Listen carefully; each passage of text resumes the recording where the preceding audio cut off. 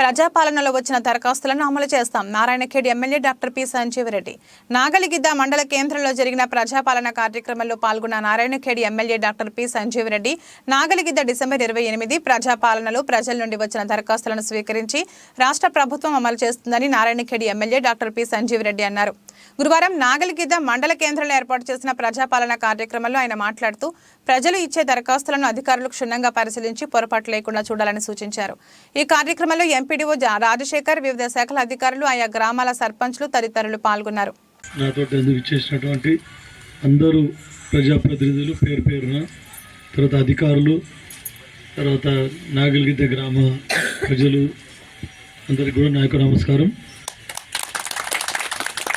ముఖ్యంగా మీరందరూ కోరుకున్నట్లే మార్పు రావాలి అని అందరూ కోరుకున్నారు. మార్పు వచ్చింది.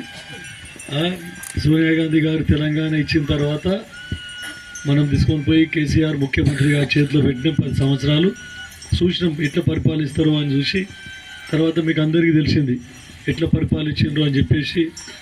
నేను ఎక్కువ డీప్గా పోలేదు, ఇప్పటికే లేట్ అయింది. అన్నీ ఇస్తామని చెప్పినారు, ఏది కూడా పూర్తిగా ఇవ్వలేదు.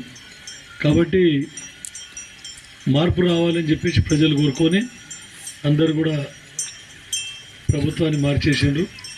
దాంట్లో భాగంగా నన్ను ఎమ్మెల్యేని గెలిపించినందుకు మీకు అందరికీ కూడా ధన్యవాదాలు చెప్పుకుంటున్నాను.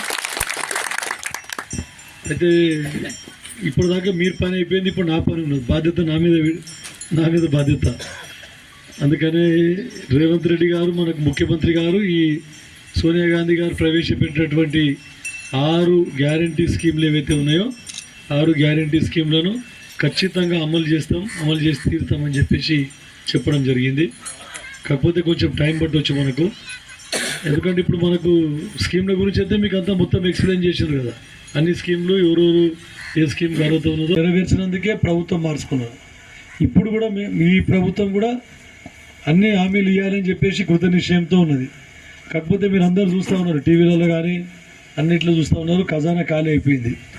జీతాలు ఫస్ట్ వస్తే జీతాలు ప్రభుత్వ ఉద్యోగులకే, వాళ్ళకు జీతాలు వేయాలంటే కూడా పైసలు లేవు. తర్వాత పెన్షన్లు ఇద్దామంటే పెన్షన్లు ఫస్ట్ 5 తారీఖు లోపల వస్తుండే, ఇప్పుడు 15-20 తారీఖు వస్తే కూడా పెన్షన్లు వస్తలేవు. ఇట్లాంటిది. కాబట్టి 5 లక్షల 6 లక్షల కోట్ల రూపాయలు అప్పు అయింది.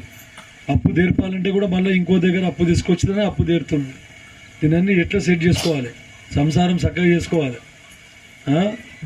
ఎవరో ఒక పెద్ద మనిషి బాకీ చేసిండు పోయిండు అనుకుందాం. బాకీ చేసిపోతే పిల్లల మీద బాకీ. ఈ పిల్లలందరూ ఎట్లా తీయాలి, అప్పు ఎట్లా తీర్పాలి, సంసారం ఎట్లా నడిపించాలి. మన సంసారం ఎట్టున్నా ప్రభుత్వంకి అంతే. కాబట్టి అవన్నీ అప్పు తీర్చి మళ్ళీ ఈ స్కీమ్లకు అన్నిటికీ బడ్జెట్ తయారు చేసుకొని ఎక్కడికి వెళ్ళి వస్తుంది మనకని చెప్పేసి రెవెన్యూని తీసుకొని ముందుకు పోవాల్సి వస్తుంది. కొంతమంది అప్పుడే రెచ్చగొడుతున్నారు టీఆర్ఎస్ నాయకులు. కొంతమంది అడుగుండిపోయి నిలదీయండి, 1 నెల కూడా కాలేదు, వాళ్ళు 10 ఏళ్ళు టైం ఇచ్చినాం వాళ్ళకు, వాళ్ళు చేయలేదు. కానీ మనకు నెల కాలేదు, అప్పుడే పోయి అడుగుండి వాళ్ళకు అడ్డుకోండి అది ఇది అని చెప్పేసి మీరు వీడియోలలో చూస్తూ ఉన్నారు కదా. కాబట్టి ఎంత రెచ్చగొట్టినా రెచ్చిపోకండి, మనమందరం కలిసికట్టుగా పోదామండి. అన్ని పార్టీలో ఆ పార్టీ ఈ పార్టీ అని కాదు, అందరికీ ఎవరైతే నిజంగా బీదోళ్ళు ఉంటారో వాళ్ళకు అన్ని పథకాలు, ప్రభుత్వ పథకాలు ఫస్ట్ వాళ్ళకి ఇస్తాం. వాళ్ళకి ఇచ్చిన తర్వాత మనం చేసుకుందాం. అప్పుడు ఇంతకుముందు ఏం చెప్పానంటే, మేమే ఎమ్మెల్యేలం, మా పార్టీ ఉన్నది రూలింగ్లో, మాది రూలింగ్ ఏమనంటే రూలింగ్ పార్టీ అన్నారు. అధికారులతో కూడా తప్పు చేయించాడు. రూలింగ్ పార్టీ అని వాళ్ళకి మీద దౌర్జన్యంతో వాళ్ళకు బలవంతంగా ప్రెషర్ పెట్టి సెక్రటరీలు కానీ వాళ్ళకి ఇదే చేయాలంటే అదే చేసింది వాళ్ళు కూడా. కానీ అట్లా కాదు, మనం ఒత్తిడి తీసుకొచ్చే ప్రసక్తి లేదు. రూల్ ప్రకారం పోదామండి. ఎవరైతే ఆ పార్టీ ఈ పార్టీ అనకుండా బీదోళ్ళు ఉన్నారో, ఎవరు బీదోళ్ళు ఉన్నారో వాళ్ళకి ఫస్ట్ ఇచ్చిన తర్వాత మనం అందరం మళ్ళీ అందరికీ వస్తాయి, రావనే మాట లేదు. 100% రాకున్నా 75% అయితే అందరికి అందుతాయని చెప్పేసి నాకు నమ్మకం ఉన్నది. కాబట్టి కొంచెం ఓపిక పడదామండి అని చెప్పి చెప్తూ, ఇంకా కూడా ఏమైనా సమస్యలు ఉంటే ఇది ఒకటే కాకుండా స్పెషల్ కౌంటర్ కూడా పెట్టిండ్రు.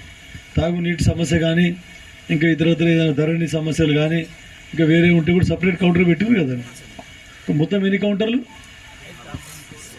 5 కౌంటర్. సరే, చూసి దాంట్లో కూడా అప్లికేషన్లు తీసుకోండి అని చెప్పేసి దానికి కన్సర్న్ డిపార్ట్మెంట్స్కు పంపించేసి సాల్వ్ చేసే విధంగా కృషి చేస్తామండి. ఇంకేమైనా సమస్యలు ఉంటే కూడా మన నాయకుల దృష్టికి తీసుకొని రండి. ప్రభుత్వ అధికారుల దృష్టికి తీసుకొని రండి. అందరం కలిసికట్టుగా ముందుకు పోయి 100% అందరం కలిసి ఉంటే సక్సెస్ అవుతుంది. లేకుంటే ఇక నాకు నీకు అని అనుకుంటే మళ్ళీ మొదలు ఎట్లయితుందో అదే పరిస్థితి వస్తుంది. కాబట్టి బడ్జెట్ తక్కువ ఉన్నది, బడ్జెట్ లేదు. విడతల వారీగా కొన్ని స్కీములు 6 నెలలకు, కొన్ని స్కీములు సంవత్సరంకు, కొన్ని స్కీములు 2 ఇండ్లు వస్తాయంటే